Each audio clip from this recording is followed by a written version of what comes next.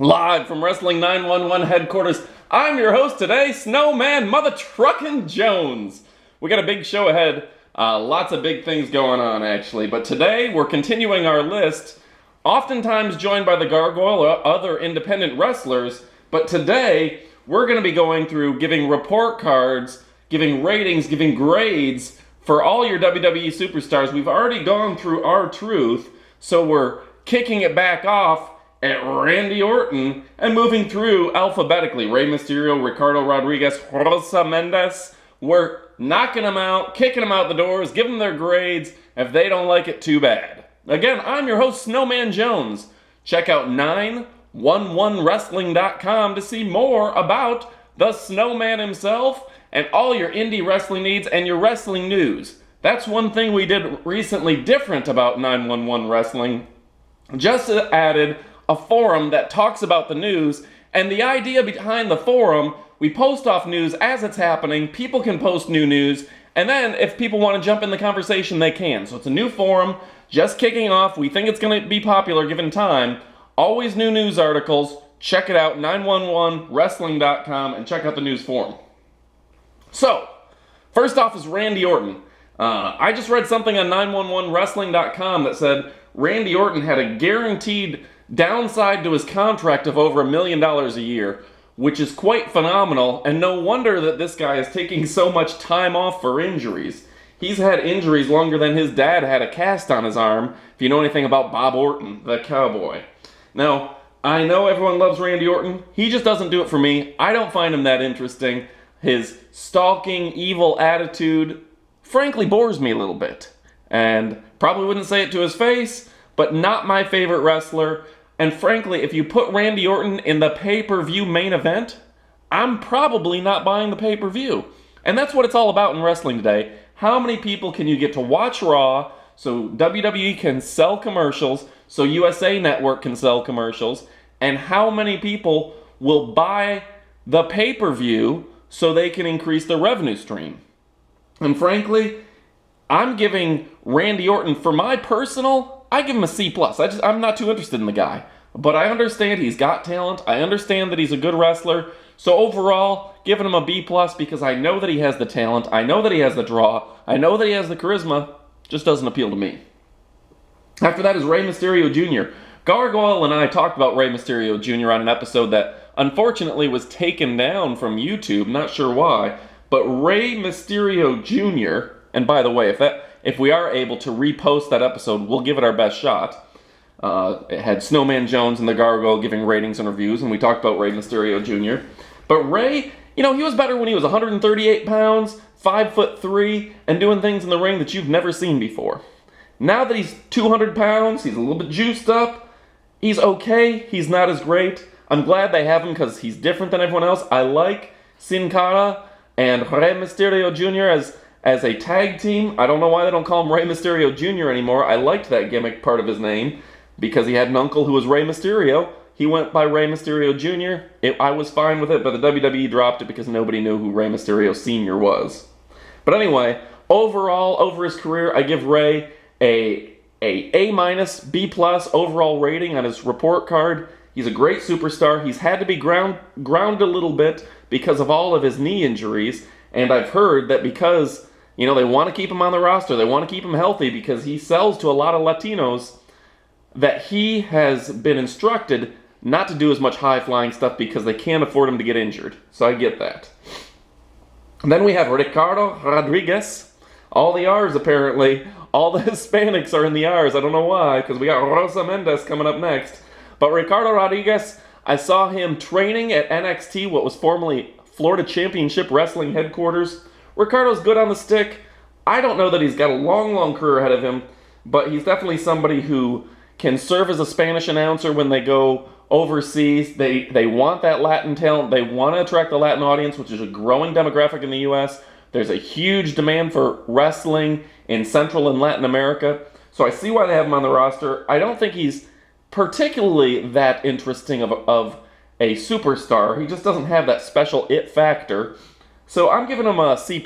Again, mostly because there's nothing too special about this guy. Next up, Elsa Mendez. Rosa, she's an interesting individual. I believe it was the first or second night that I started watching FCW live and in person in Tampa, Florida at the FCW Arena on Dale Mabry, run by Steve Kern. I saw a nipple slip from her. I got a picture of it. I've never released it completely online. I've always covered it up before I released it, so I don't think you're going to find it anywhere. The one time I've distributed it was to Colt Cabana, who begged me to see the picture. It's a little blurry anyway, but anyway, I don't think you'll see it out there. Leave a comment on the video. Maybe if I get a couple hundred comments, we'll put that out there. But Elsa Mendez, she's got personality. She's got spunk. I've got a few friends, indie wrestling divas that I know that are good friends with her, say she's a cool lady, so I give her a thumbs up. She's interesting. Overall, like a lot of the divas, she's not that special. She's not that great of a wrestler, so I give her a B. She's attractive. She's a nice lady. She works hard. Then there's Ryback. And we do an entire episode on Ryback, so go ahead and look at that episode in our podcast on 911Wrestling out of the YouTube feed. However, I find him a nice guy. Definite B+. Ryan Reeves. Again, I watched him training, saw him putting on the weight, talked with him a little bit, actually took pictures of him, sent them to him back in the MySpace days, and he and I went back and forth, and I got a really good feel for the guy. Seems like a nice guy. I remember when he was doing the Terminator robot gimmick.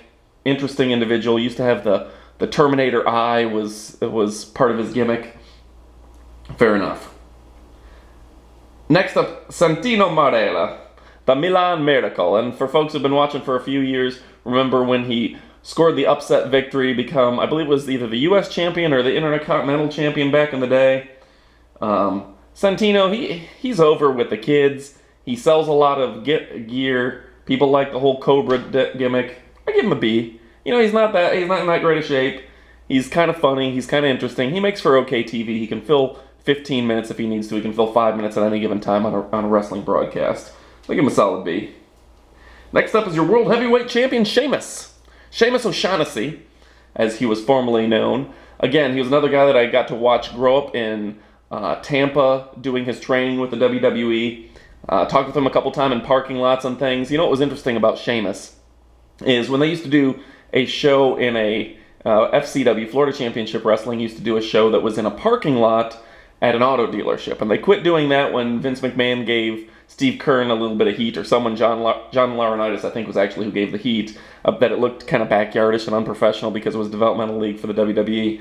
But when they would wrestle outdoors, Sheamus always had to wear a complete white bodysuit because he burned so easily.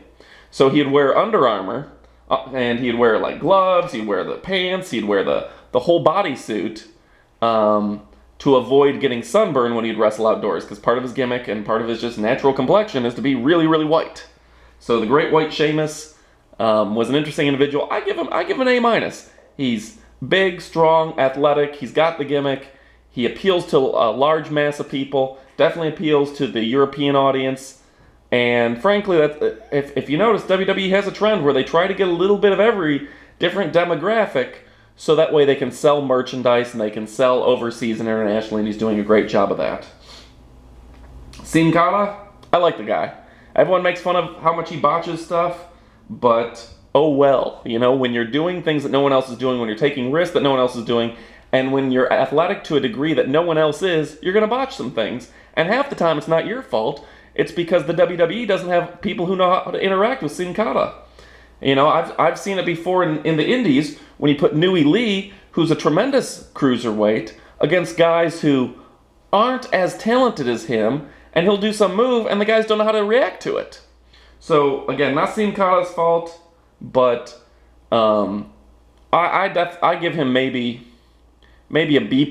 He's not quite there yet. He's not Rey Mysterio yet. He's got a lot of talent. Anyway, folks, I'm Snowman Jones. Next week, we kick off with Tamina Snuka, go through Ted DiBiase, Tensai, Theodore Long. We're going to keep up with this ratings until we're through the alphabet. Again, check out 911Wrestling.com. Check out the podcast on our YouTube channel, YouTube/911Wrestling. And don't forget to like us on Facebook. Again, Facebook.com/911Wrestling. I'm out of here, folks. Snowman Jones. See you later.